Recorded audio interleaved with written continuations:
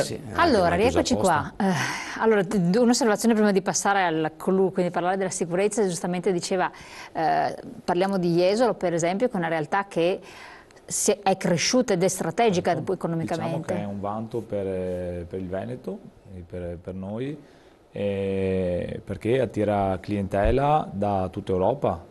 E la gente viene a conoscere i nostri posti e chi viene in discoteca indirettamente muove comunque anche un volano molto più grande di gente che poi va in albergo, ristoranti, spiagge.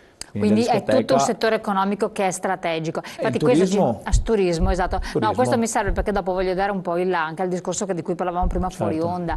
Normative che possono veramente ammazzare un settore. Jesolo ne ha subito perché c'erano dei locali che disturbavano gli alberghi, la residenzialità dei campeggi, i turisti di un certo tipo, quindi c'è turismo e turismo, anche là bisogna stare molto attenti perché appunto con una semplice legge si può affossare un locale, metterlo in ginocchio o viceversa mettere in ginocchio una zona residenziale o di alberghi di un certo tipo. Vorrei chiedere un po' a lei è amministratore titolare di questa società di servizi per la sicurezza e di formazione, poi anche parliamo del Sì. progetto di alta formazione. Cosa vuol dire servizi per la sicurezza? Ovvero cosa è la sicurezza adesso? La sicurezza fondamentalmente è un mondo. Cioè, allora, Infatti. la sicurezza è un concetto. È un concetto, cioè, che nasce dal presupposto di stare tranquilli. Cioè, proprio deriva da questa idea. È un concetto. Come si concretizza? Non ci sono molti sistemi. L'unico modo per stare tranquilli è aver previsto quello che può succedere. Quindi il concetto di sicurezza è un concetto di prevenzione. Da questo punto in poi si apre un mondo, perché tutto è sicurezza. Nello specifico, nell'ambiente specifico del pubblico spettacolo, ovvero dei locali da ballo, ma anche delle fiere, manifestazioni, eccetera, dal nostro punto di vista societario, ribadisco, io parlo per la mia azienda, non parlo per questo mondo, perché ovviamente come dappertutto anche noi abbiamo la nostra concorrenza, primaria è la sicurezza della struttura, del locale e soprattutto della clientela, che in Italia purtroppo è una fascia che ancora non è stata molto tutelata. E detto questo, si parla di sicurezza in qualsiasi ambito specifico si voglia entrare, se ne può parlare. Comunque il concetto è molto semplice, si cerca di prevenire con degli studi, con delle specificità, ogni evento che può andare a crearsi, ovviamente per macro aree, dando dei servizi specifici atti a risolvere quel particolare evento. Questo Certo. è un po' la filosofia. Ecco, ci scrive un messaggio una figlia di 18 anni che va sempre in discoteca e ecco, come tipico dei genitori che vogliono stare un po' tranquilli, c'è la preoccupazione, va bene, essa è connessa a tutto quello che può succedere. Quali sono gli aspetti della sicurezza che adesso emergono in tutta la loro evidenza? Una volta ce n'erano magari anche altri, perché poi la sicurezza evolve con l'evolversi della società, di una serie di componenti.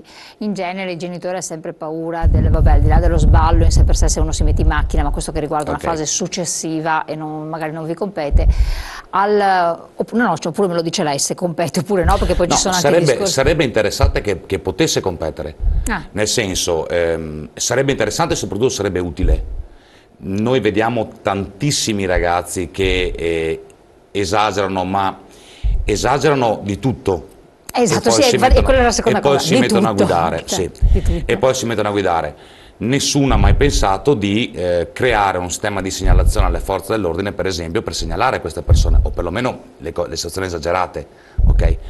Ci sono i locali, si stanno attivando, molti locali stanno attivando per creare dei servizi specifici, tipo bus navette, tipo l'accompagnamento, eccetera, ed è sicuramente una cosa ammirevole. Sarebbe interessante poter ragionare appunto sempre a livello preventivo di poter andare a evitare che questi ragazzi che magari hanno fatto festa una sera, non è detto che sia un'abitudine, escono dal locale, si mettono in macchina e vanno in strada, insomma, che Ecco, ma questo aspetto qui per esempio, perché poi basta portarli a un luogo dove possono lasciare le macchine, ipotizziamo una discoteca allocata in una zona collinare dove ci sono tanti tornanti e succede anche questo, la discesa da questa zona e l'arrivo già nella strada principale è un'opera titanica, esatto, e forse si può ben capire. Proporre questo tipo di servizio da parte vostra a loro, quindi i gestori di questi locali, è fattibile? Come viene accolto? Quindi è la domanda che chiedo a lei e dopo la vostra risposta. Beh, lei rappresenta tanti altri, per cui... Allora, è sicuramente fattibile e viene accolto in base alla sensibilità specifica del gestore. Cioè, ogni gestore di locale, di struttura, di situazione, ha una sensibilità specifica sulla sicurezza. Io parlo in termini di sicurezza. In base alla sensibilità che ha il titolare, il gestore, il direttore o chiunque sia, il locale sviluppa più o meno un servizio di sicurezza idoneo alla clientela. Ci sono locali, ci sono realtà che da anni investono, collaborano con noi, si costruiscono appunto progetti assieme e si cerca di evolvere il settore. Ci sono realtà per la quale la cosa è estremamente secondaria e di conseguenza non investono più di tanto e si rivolgono ovviamente ad aziende che questo offrono. Cioè, assolutamente. Come viene accolta questa offerta, anche se magari può avere un plus, un costo in più, perché immagino che abbia anche dei costi? Sicuramente. Perché voi siete stati tante volte coinvolti in questo aspetto. Sì, diciamo che è anche un luogo comune comunque, perché i media, la discoteca, è comunque è facile attaccare la discoteca. Il ragazzo esce di strada, tornava dalla discoteca, mentre magari tornava da un bar, da un ristorante, aveva bevuto un po' di più. Quindi intanto dobbiamo fare una bella divisione tra quello che è il luogo comune, la discoteca, e quello che è la sicurezza nelle strade. E sicuramente un servizio, come diceva il responsabile, per quanto riguarda i clienti si può fare, ma è un costo. E come tutte le ditte anche noi abbiamo dei costi di gestione, quindi bisogna capire se il cliente è disposto ad assorbirsi anche questo costo. Ci sono alcuni gestori, alcuni locali che regalano il biglietto d'uscita alla persona che porta a casa il gruppo, quindi colui che non beve a turno. Lì sta un'educazione. Ecco, ha detto giusto, lì sta la sensibilità e l'educazione che parte da prima delle compagnie e delle persone che vengono a ballare. Non possiamo esserci dappertutto, sicuramente, però un'educazione specifica prima e una coscienza che comunque ci si mette in strada, quello dovrebbe esserci nella nostra mentalità, non solo di gestori, di responsabili, ma anche di pubblico che frequenta le discoteche. Ecco, dai messaggi, dopo chiedo anche a lei il coinvolgimento dei messaggi che sono arrivati, cioè imputano molto alla scarsa qualità della musica, il fatto che poi ci sia un degenerare di comportamenti. È vero questo? Anche a lei chiedo. Beh, diciamo che la musica dipende, è sempre soggettivo la qualità o meno della musica, dipende anche molto dai gusti di ogni persona. Quindi uno deve trovare il locale che risponde ai propri gusti. Locale che risponde ai gusti, c'è chi preferisce musica 80-90, chi la musica che si sente per radio oggi, chi la musica di tendenza, quindi è un po' relativa come cosa la qualità della musica, perché la qualità in base a cosa? Cioè non c'è uno strumento che verifica la qualità se una musica è più bella di un'altra, è un gusto personale. Pasticche e quant'altro, tutto quello che si può prendere anche che non sia alcolico, mixato insieme, che ti fa andare fuori, cioè non sei la persona che vedo adesso davanti, ti trasformi completamente, per cui la sicurezza diventa difficile da gestire quando si ha a che fare con persone che in quel momento non rispondono pienamente a se stesso. Immagino anche per voi, e qui passiamo alla fase della formazione delle persone. Sì, allora, la sicurezza diventa difficile perché giustamente, come diceva lei, c'è una trasfigurazione, c'è la persona che l'hai visto 100 volte e 100 volte ha avuto un atteggiamento di un certo tipo, quella particolare sera per determinati motivi l'atteggiamento è completamente diverso. E quindi sì, c'è una difficoltà. Si sta lavorando molto, adesso stiamo lavorando molto, sull'individuazione. Il concetto è semplice. Una persona che una sera beve troppo ha delle reazioni. Ha delle reazioni dovute all'alcol, ha delle reazioni dovute al suo stesso fisico, come reagisce all'alcol. Okay. Una persona che una sera esagera o prende un stupefacente, prende un acido, una qualsiasi cosa, reagisce in maniera diversa. Il fisico stesso reagisce in maniera diversa. L'importante, secondo noi, è andare a individuare innanzitutto di cosa stai esagerando o di cosa questa sera hai abusato. e sapendo o individuando di cosa è abusato, andare a intervenire con delle strategie, delle tecniche mirate. Io non posso parlare con un ragazzo che una sera ha bevuto esageratamente allo stesso modo con cui parlo con un ragazzo che si è preso un acido o un LSD, perché lo stile comunicativo è diverso. Ecco, ma come avviene a questo punto la preparazione del, tra virgolette, il butta fuori della situazione, l'ha detto alla sicurezza, per far capire a chi ci ascolta di che cosa stiamo parlando, perché non stiamo pensando alle guardie giurate o che so io, stiamo parlando di persone che devono essere presenti e garantire una tranquillità, quindi ho semplicizzato al massimo, adesso lei ci entri nel dettaglio. No, io mi permetto di fare un distinguo. Nel senso che dal mio punto di vista i buttafuori sono morti 10 anni fa, cioè è morta la figura del grande grosso di cui parlavamo prima e ringraziando Dio anche con l'evoluzione dei locali e con la mentalità dei gestori si sta andando verso una figura sempre più professionale. La legge ci ha aiutato, è uscito il famoso decreto dei buttafuori che ha regolamentato la figura professionale, che già è stato un bel passo avanti. Perché tra l'altro va a scremare tutta una serie di persone che non hanno più i requisiti per poter lavorare. Adesso cominciamo a parlare di sicurezza, cioè cominciamo a valutare quali sono le problematiche di sicurezza presenti all'interno di un locale e da lì in poi si apre quel famoso mondo di cui si parlava prima e ribadisco, purtroppo siamo in mancanza di una legislazione nazionale, si seguono delle linee guida europee, ne sono state emanate, che tutte queste linee guida, la Nightlife, le convention della Night che l'hanno fatta, abbiamo partecipato l'anno scorso a novembre, che è un convegno europeo in cui partecipano università, partecipano specialisti del settore che vanno a proporre e ad analizzare le evoluzioni del problema sicurezza nel pubblico spettacolo. Noi abbiamo partecipato novembre dell'anno scorso, 2013, proprio qua a Padova tra l'altro. E in base a quello, ribadisco, sempre in base alla sensibilità dei gestori, si fanno dei lavori sempre più specifici sulle specificità appunto del problema, che penso sia la cosa migliore, più di così difficile. Assolutamente, ecco, questo corso che lei fa un corso di alta formazione.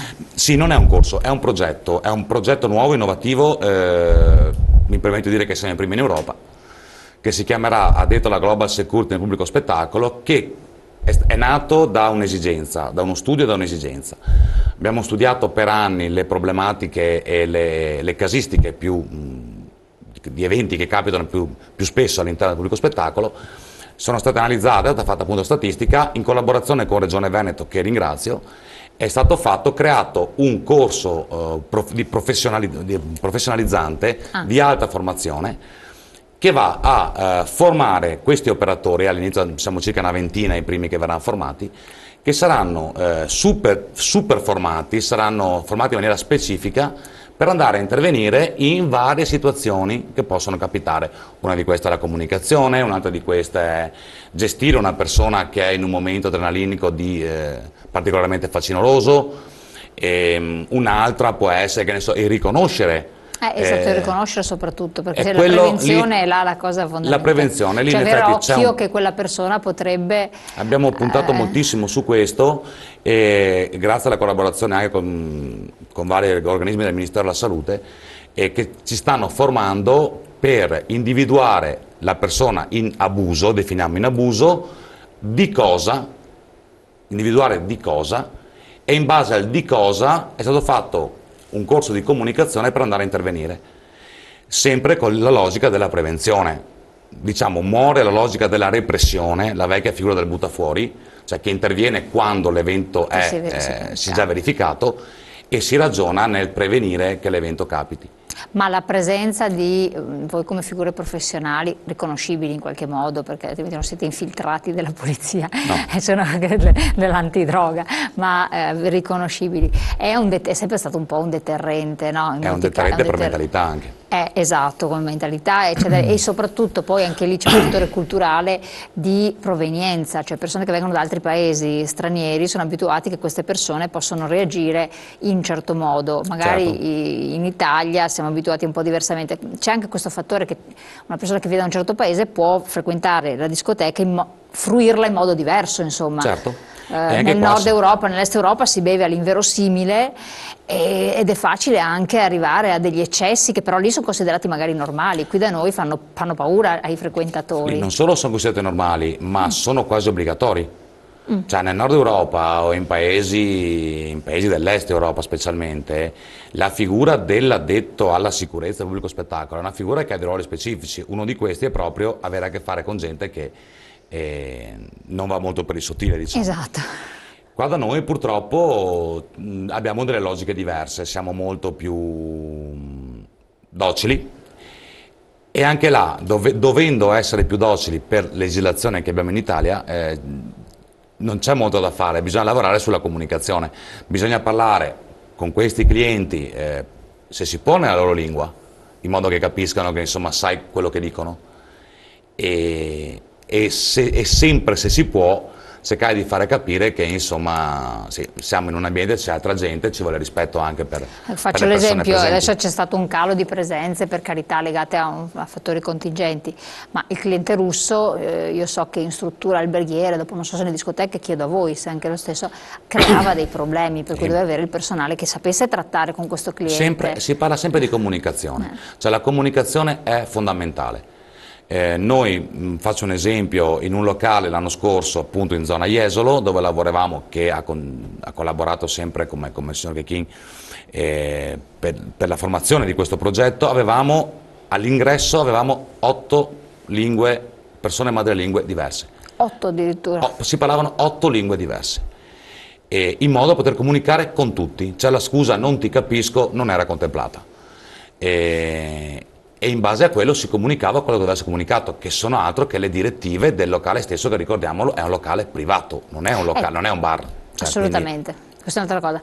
Dobbiamo andare in pubblicità, effettivamente il tempo vola, poi vediamo di affrontare altri 2 o 3 temi. Pubblicità, pochi secondi.